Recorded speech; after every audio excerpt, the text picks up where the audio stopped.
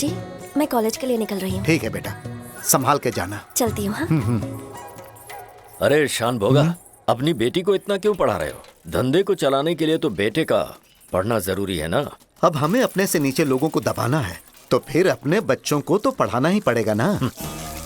अरे ओ पापी, फिर से नहाने की क्या जरूरत है? पिताजी, मैं गाय को चारा दे रहा था, तभी उस अछूत का साया मुझ पर पड़ गया। बस इसीलिए मैं खुद को शुद्ध कर रहा हूँ।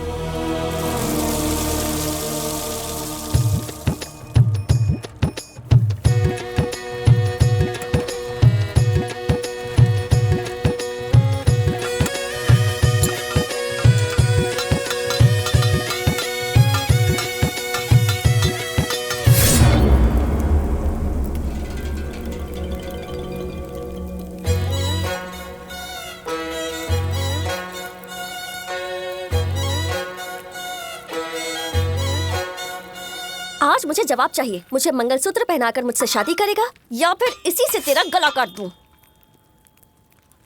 हंसिया मुड़ गया है, पकड़ ढीली हो गई है। अगर फिर से उस पर थोड़ी सी मेहनत करेगी ना तो ये नहीं हो जाएगी। बोल, करूं क्या? हाँ, मैं तुझसे अपनी बात कर रही हूँ और तुझे हंसी की पड़ी है। हे भगवान! अरे ये क्या, लोग प्यार का प्रस्ताव फूल से देते हैं और तुम हो कि हंसिया लेकर चली आई। तो और क्या करूं? इतने सालों से जैसे सूरज के चक्कर धरती काटती वैसे मैं भी काट रही हूँ। एक दिन इस धरती पर भूकंप आ जाएगा, फिर पता चलेगा। लेकिन इससे तब भी फर्क नहीं पड़ेगा। सूरज की तरह उगेगा और फिर डूब जाएगा। तू कोई जमीन नहीं है, तू जमींदार की बेटी है। अब जा यहाँ से, देर हो रही है तुझे। एक बात बोलूं तुझे? एक नहीं 100 बात बोलो दीदी। किसने रोका है तुम्हें? बेटा राजू, हाँ भाई। इतना सा है, इतना ही रह, नहीं तो भट्टी में डाल के भून दूंगा। बक। हाँ? मेरे राजा को इतना गुस्सा आता है।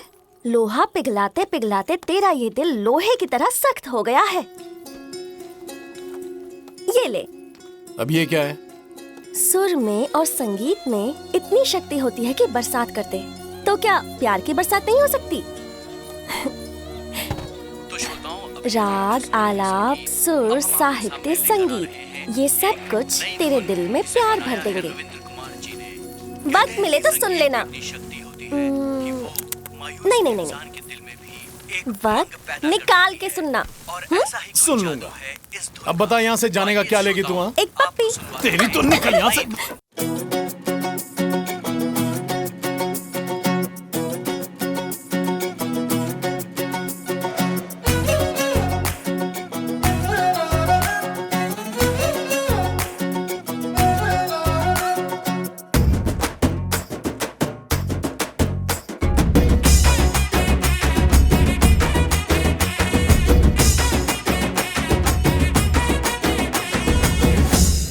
बस भैया, आया मालिक।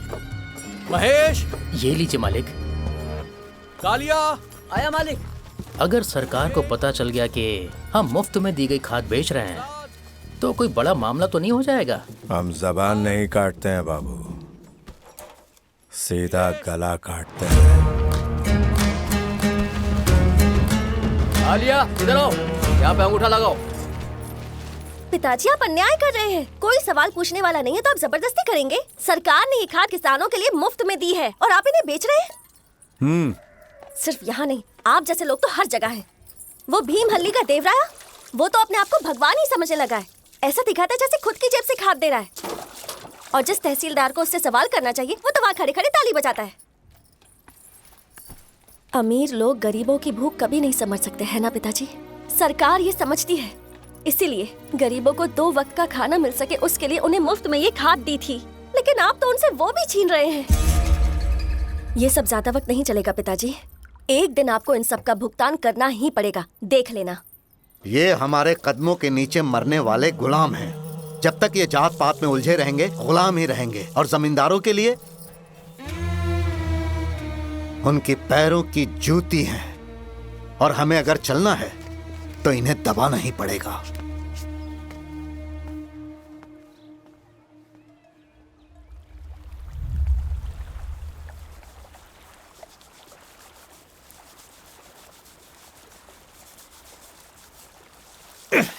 जाने कितने महीनों से नहाया नहीं है। और मैं समझ रहा था कि कहीं चूहा मरा है, उससे बदबू आ रही है, लेकिन तुझसे बदबू आ रही थी। रोज क्यों नहीं नहाता रे? हर रोज त्योहार होता है क्या? तो हर रोज क्यों ना हूँ मैं? पंडित थोड़े ही हूँ। तेरी तो अबे सिर्फ वही इंसान है, हम इंसान नहीं है क्या? हैं? दीदी आप भी नहाने आ जाओ। ओए, अरे मार क्यों रहे हो? जो इसे पूछना चाहिए था वो तू पूछ रहा है, इसीलिए इसे जलन हो रही है। ए, ये पकड़ और घिस घिस के नहाना।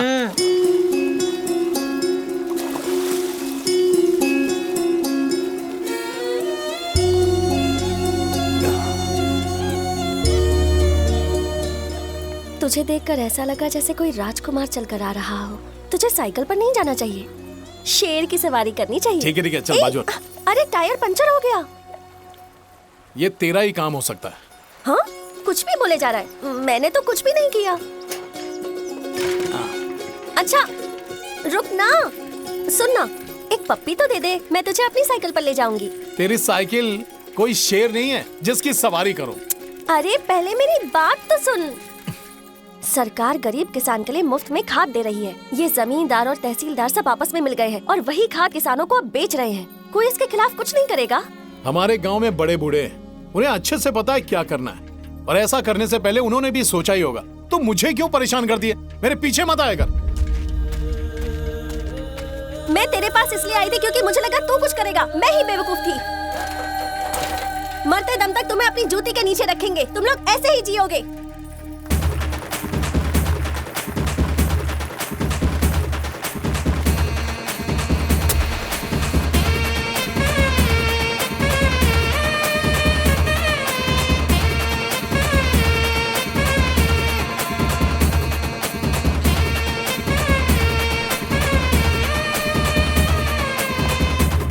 ए छोटे, हाँ। कटेरा के लिए गर्मा गर्म भजिया लेकर आ। ठीक है, लाता हूँ। जीजा जी, क्या ये सच है जमींदार किसानों को खाद बांट रहे हैं? हाँ, आज सुबह सुबह ही मैं अंगूठा लगाकर लेकर भी आया हूँ।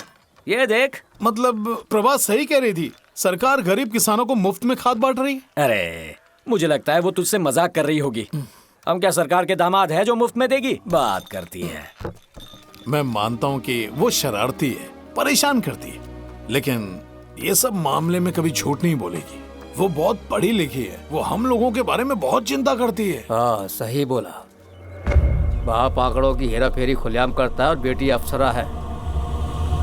वाह, उसका चेहरा, उसकी लचक, उसकी कमर, ऊपर से लेकर नीचे तक एकदम टकाटक है। अगर मैं गलती से भी कटेरा की जगह पर होता ना, तो गर्म भट्टी में ना बैठकर उसकी गर्मी मिटाता।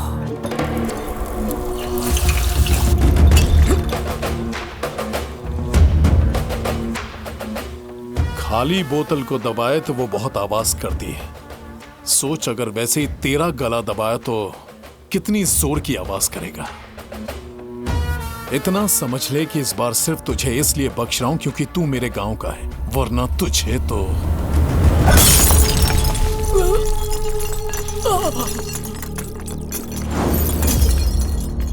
सच्चा मर्द वही है जो औरतों की इज्जत करे, तेरी तरह सलील नहीं।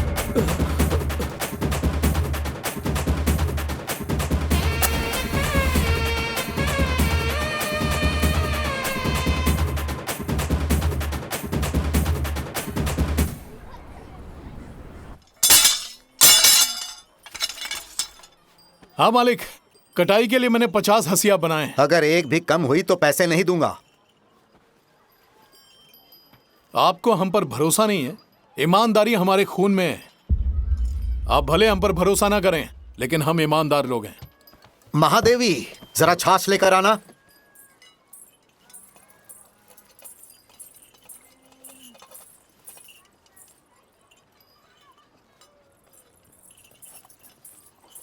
मुझे पता होता कि तू आया है तो मैं छाछ की जगह अच्छा सा शरबत लेकर आती। ये ले। जरा रुको, ग्लास लेकर आता हूँ। हाँ? एक पुरानी कहावत है, रिश्ता मांगने आए हो तो दूल्हे को रुबाब में रहना चाहिए, समझे? लाओ मुझे दो, बहुत प्यास लगी है। महादेवी,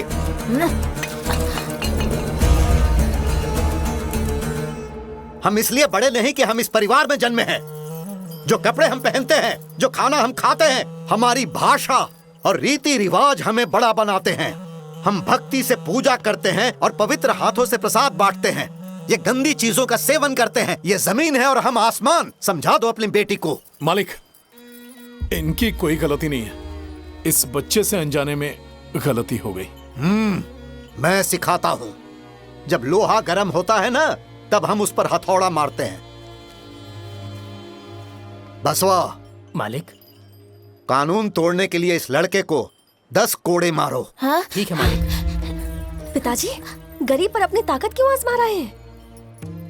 भले ही कुत्ते वफादार होते हैं, लेकिन हम उन्हें अपनी थाली में नहीं खिलाते। ये स्थान हमें ऊपर वाले ने दिया है और हमें इन्हें सिखाना होगा कि इज्जत कैसे करनी है। मालिक, गलती मेरी है कि मैंने इस मासूम बच्चे पर नजर नहीं रखी। इसकी सजा मुझे दीजिए। पिताजी, बेटा मेरे साथ चलो, आ जाओ अंदर चलो।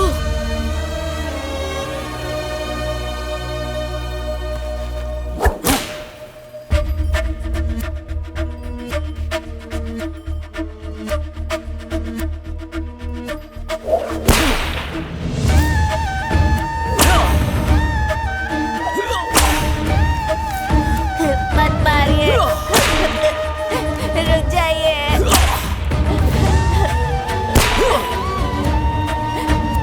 मत मारिए ना, मत मारिए, मत मारिए। रुक जाइए भगवान के लिए, रुक जाइए। मत मारिए। बसवा,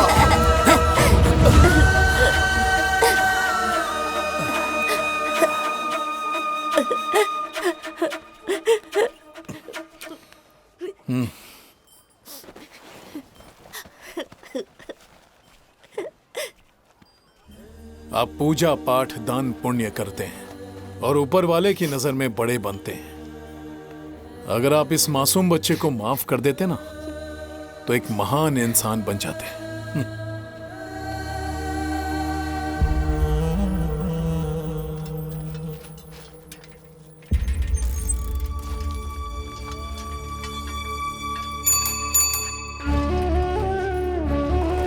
कटी, कटी, कटी, कटी, सुन तो।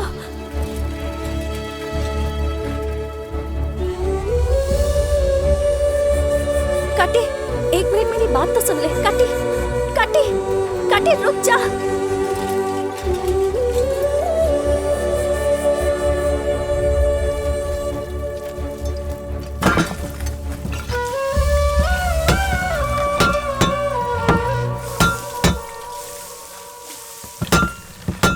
मेरी गलती के लिए तो मुझे मार सकता है, लेकिन ऐसे शांत मत रह। मेरी जान जा रही है। मैं तुम्हें कितनी बार समझा चुका हूँ, लेकिन उम्मीद है कि अब तुम्हें हमारे बीच का फर्क नजर आ गया होगा। जात पात ऊंच नीच ये सब उनका बनाया हुआ है, मैं नहीं मानती। वो जो भी हो, मुझसे प्यार क्यों करती हो? मुझे नहीं पता। मुझे तुझसे प्यार होना था, हो गया। जब कोई प्यार करता है तो ये जात पात ऊंच नीच कुछ दिखाई नहीं देता। बस एक ही चीज दिखाई देती है, और वो है तू। मैं सिर्फ तेरी हूँ काटेरा। अगर मैं शादी करूंगी तो सिर्फ तुझसे ही। पानी तक दूर से पिलाते हैं और तुम्हारा हाथ मेरे हाथ में देकर शादी करवाएंगे? प्रभा, मेरी जिंदगी इसी भट्टी में है और तुम्हारी जिंदगी ऐशो आराम से गुजरती है। तुम्हारे और मेरे बीच में जात की एक आग की दीवार है, और अगर मैंने उसे तोड़ने की कोशिश की, जल जाओगे तुम। कपूर जलाने वाले भट्टी की गर्मी क्या सहेंगे? चलो जाओ यहां से।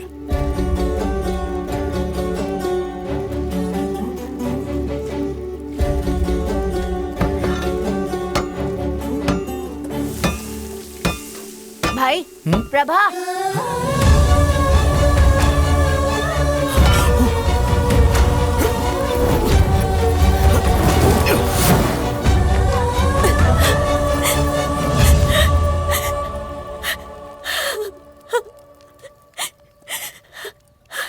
मैं तेरे साथ हर चीज बर्दाश्त कर सकती हूँ।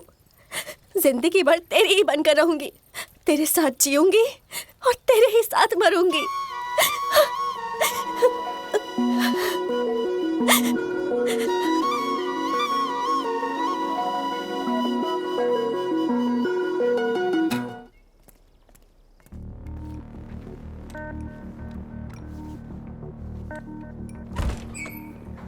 मैडम मुझे रिपोर्ट दीजिए, मैं जाता हूँ। सर मुझे इस कंकाल की थोड़ी डिटेल में जांच पड़ताल करनी है, थोड़ा वक्त और लग जाएगा। आप बैठिए। इन्वेस्टिगेट करने के लिए कुछ नहीं है मैडम।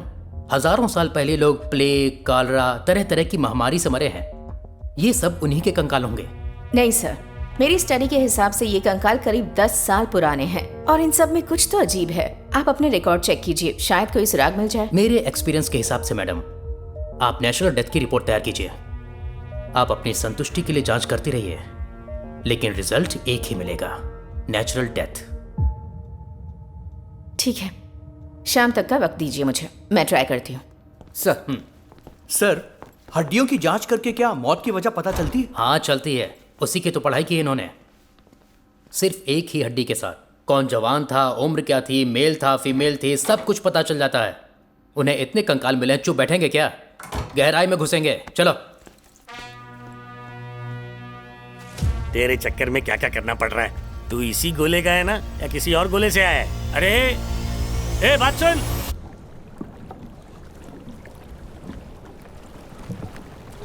लगता है इसमें छेद नहीं है। अगर छेद होता तो तुम डूब जाते, आगे नहीं जा पाते। हाँ, अगर बस से नहीं भागते तो अभी तक ऊपर पहुंच जाते।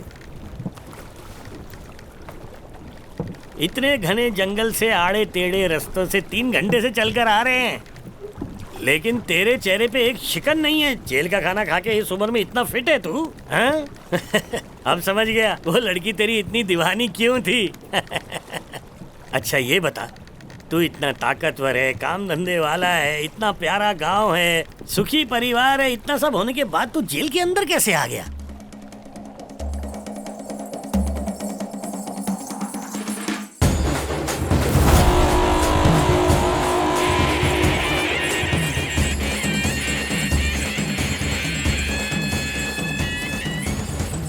आज से ठीक 21 दिन बाद मारम्मा के उत्सव में इसकी बलि चढ़ाई जाएगी, फिर हमारा गांव खुशहाल हो जाएगा। अगर तुम में से किसी में हिम्मत है तो इस जानवर को यहाँ से अपने साथ ले जाए, जो मंदिर में 15 सालों से रह रहा है। नहीं तो देवी माँ के सामने अपना सर झुकाए और उनका आशीर्वाद ले। जरा उधर देख काटेरा, भैंसा काफी ताकतवर और भारी है। एक ही वार में उसका सर कटना चाहिए। ऐसी तलवार बनानी है तुझे। एक ही वार में सर काटने के लिए सिर्फ तलवार में धार होना जरूरी नहीं है, काटने वाले में भी धार होनी चाहिए। उसके हाथ में भी उतना दम होना चाहिए। वो सब हम देख लेंगे, हमें बस थोड़ी ज्यादा तलवारें चाहिए। एक तलवार उस भैंसे के लिए और बाकी 200 तलवारें खून की नदियां बहाने के लिए। मेरे ख्याल से तू समझ गया होगा। ए सीना, इसे पैसे दे दे। ठीक है, ये लीजिए। काटेरा, तलवारें ऐसी हों कि उनके सामने कोई न टिक सके।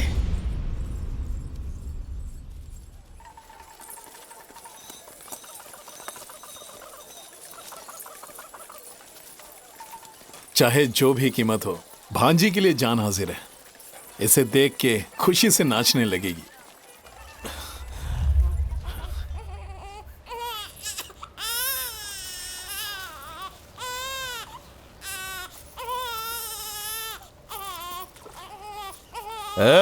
काम छोड़ के किधर जा रही है?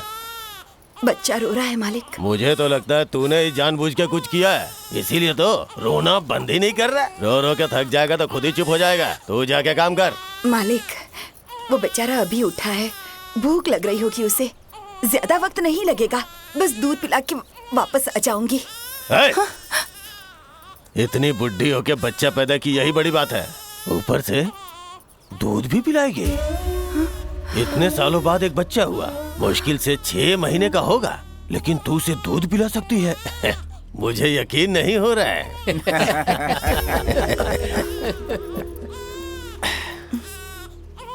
पिला सकती हूँ? सच में?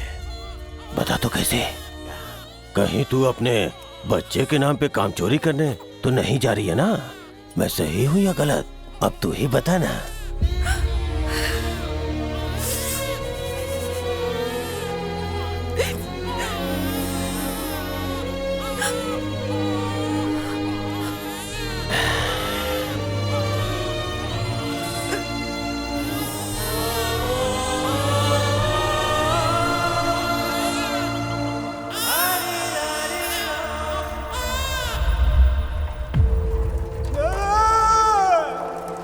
अरे दादाजी ऐसे दौड़ते हुए क्यों आ रहे हैं?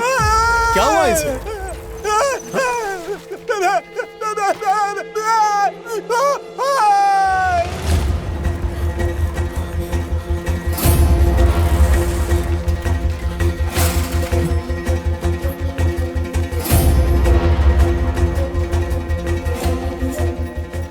कटेरा, तू यहाँ क्यों आया है? तू जा यहाँ से। हट जा यहाँ से। बेटा तू चला जा यहाँ से। मेरी बात सुन। क्या हुआ दीदी?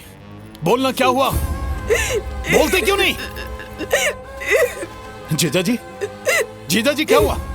आप सब यहाँ पंचायत में क्यों आए? जीजा जी बोलिए ना। मारा? क्या मारा ने? बोलो ना, क्या किया मारा ने? बच्चा बहुत रो रहा था। तेरी दीदी उसे दूध पिलाने जा रही थी। उसने कहा वो बूढ़ी गाय है, वो दूध कैसे पिला सकती है? अगर पिला सकती है तो मेरे सामने पिला कर दिखाए।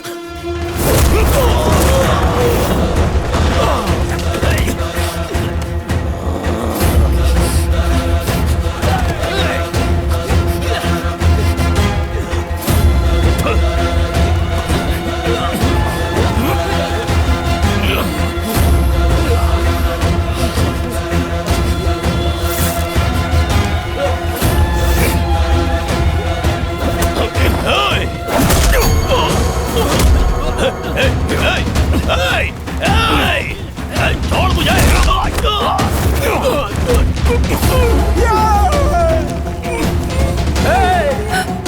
अरे छोड़ दे उसे, छोड़ दे, वो मर जाएगा।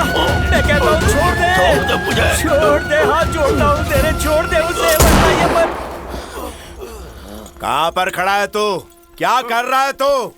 समझ में भी आ रहा है तुझे? इस कमीने ने मेरी बहन के साथ बदतमीजी की है। उसने जो कुछ भी किया हो, उससे सवाल करने के लिए मैं बैठा हूँ। पंचायत है, उसे सजा देने वाला तो किसी सल्तनत का राजा है क्या? जिसने एक औरत के साथ बदतमीजी की हो, उसे सजा देने के लिए राजा महाराजा होने की जरूरत नहीं है। उसे सजा देने के लिए एक सच्चा मर्द ही काफी है। सच्चा मर्द? सालों से बने रीति रिवाज और बाकी नियमों का ध्यान रखने के लिए बड़े बूढ़े मर गए। तो बड़े लोग आगे बढ़े और अपना बड़प्पन दिखाएं। सिर्फ बड़ा बोलने से कोई बड़ा नहीं होता। ये जात पात सब तुम लोगों का बनाया हुआ है, जन्म से कुछ भी नहीं था। मुंह बंद कर अपना। मुझे उपदेश देने की जरूरत नहीं है। क्या इसने तेरी बहन को हाथ तक लगाया था?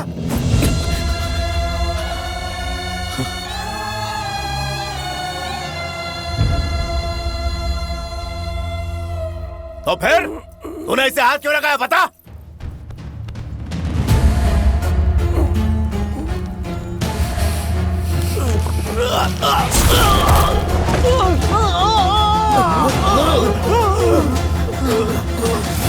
मैंने इसकी आंख निकाली क्योंकि इसकी नजर गंदी थी। अगर इसने छुआ होता ना तो इसका सर उखाड़ देता।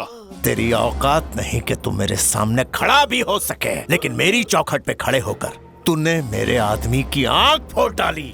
तेरी इतनी जुर्रत! अगर इसका गुनाह साबित हुआ तो मैं इसके टुकड़े टुकड़े कर दूंगा, और साबित नहीं हुआ तो तुझे ठोक दूंगा। मैं इंसाफ करना और सजा देना अच्छी तरह जानता हूँ। मालिक, इसने गुस्से में ऐसा कर दिया, आप इसे माफ कर दीजिए। मैं हाथ जोड़ती हूँ। अगर इसे माफ किया तो आज इसने हिम्मत की है, कल कोई और करेगा। फिर कोई भी ऐरा गहरा के नंगा नाच नाचेगा। सांड मुर्गों से नहीं लड़ते, दम है तो सांड से लड़के दिखा। इसी साल मल्लन केरे के उत्सव में जा, मुझे वहां से सांड लाके दिखा तू। नहीं नहीं, रुक जाइए मालिक, मेरी वजह से इसकी जिंदगी खतरे में मत डालिए। ये सब मेरी वजह से हुआ है। सजा मुझे दीजिए मालिक, उसे छोड़ दीजिए। मालिक, ये मेरा इकलौता बेटा है। मैंने बड़ी मुश्किल से इसे पाला पोसा है। इसे शेर के सामने मत डालिए। ये सिर्फ सजा नहीं है, मेरा हुक्म है।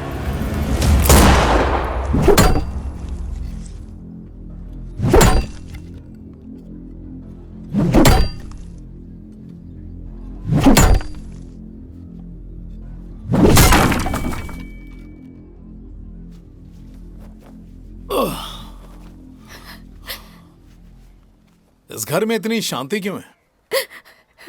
एक गलती की वजह से पूरा का पूरा गांव भट्टी बन गया है। क्या करूं कुछ समझ नहीं आ रहा। तू खुद को इस जाल में मत फंसा। तू मेरा इकलौता बेटा है। अगर तुझे कुछ हो गया तो मैं जीते जी मर जाऊंगी। अरे तेरे कान में मेरी आवाज जा रही है या नहीं? हाँ, जा रही है, जा रही है। तू चाहती है कि जात पात के नाम पर बड़े बनने वालों के सामने ना लड़ूं? ये बात सुन सुन के कान पक गए मेरे। हे भगवान, सब कुछ मेरी वजह से हुआ है। कितनी बड़ी गलती कर दी मैंने, कितनी बड़ी बेवकूफ, कितनी बड़ी बेवकूफ। अब तू भी माँ की तरह करने लग गई ना? क्या गलत किया मैंने? अपनी बहन की रक्षा करना गलत है क्या? हाँ? आज तुझे खेत में छेड़ा, कल घर तक आ जाएंगे। आज उसे नहीं मारता तो कल 100 पैदा हो जाते। इनसे डर गए ना तो भविष्य में लोग बच्ची का गला घोट के मार देंगे। अगर तू चाहती कि तेरी बेटी बिना किसी डर के जिए तो ऐसे मर्दों को सबक सिखाना जरूरी है। तो इसके लिए सब कुछ जानकर भी अपनी जिंदगी खतरे में डाल दी तूने। अगर तूने उनकी शर्त पूरी नहीं की तो वो तुझे मार डालेंगे।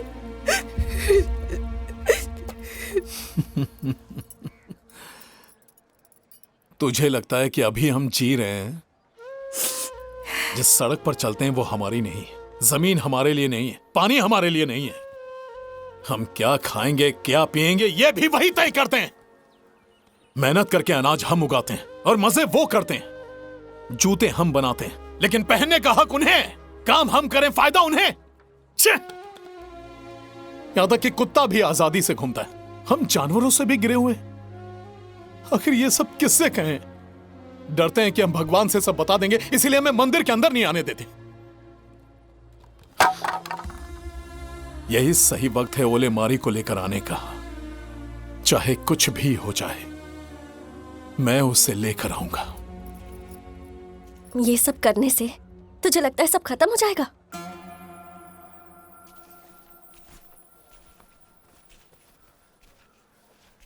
इतिहास गवाह है, अगर हमें किसी तरह का बदलाव लाना है तो हमें उसके लिए लड़ना होगा। और इस विद्रोह की पहली आग मैं लगाऊंगा। अगर कामयाब हुआ तो एक नए बदलाव की शुरुआत होगी। पूरे गांव में हमारी बात होगी। शेर खामोश है तो खामोश रहने दो, अगर जाग गया तो फाड़ के रख देगा। अगर मेरे ऐसा करने से बदलाव आता है तो सबको फाड़ना ही होगा।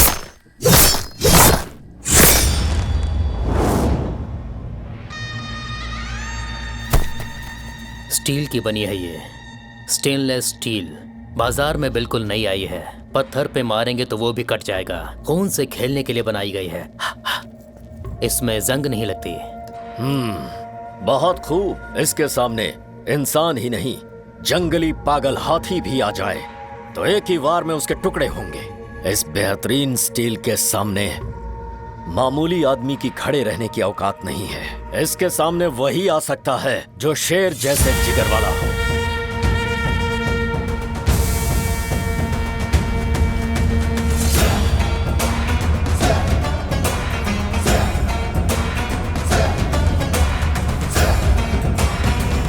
आ काटेरा आ, देख ये स्टील से बनी तलवार है, बेंगलुरु से आई है। तुम लोगों का नसीब भी कैसा है, जिन तलवारों को तुम बनाते हो उन्हीं से मारे जाते हो। क्या हुआ, तलवार को देखकर फटने लगी क्या? तलवार को गहने की तरह नहीं दिखना चाहिए, उसे घातक दिखना चाहिए, ताकि जब तुम उसे पकड़ो तो सामने वाले को हंसी ना आए, उसे अपनी मौत नजर आनी चाहिए। मशीन के अंदर बनी तलवार और भट्टी में बनी तलवार में जमीन आसमान का फर्क होता है।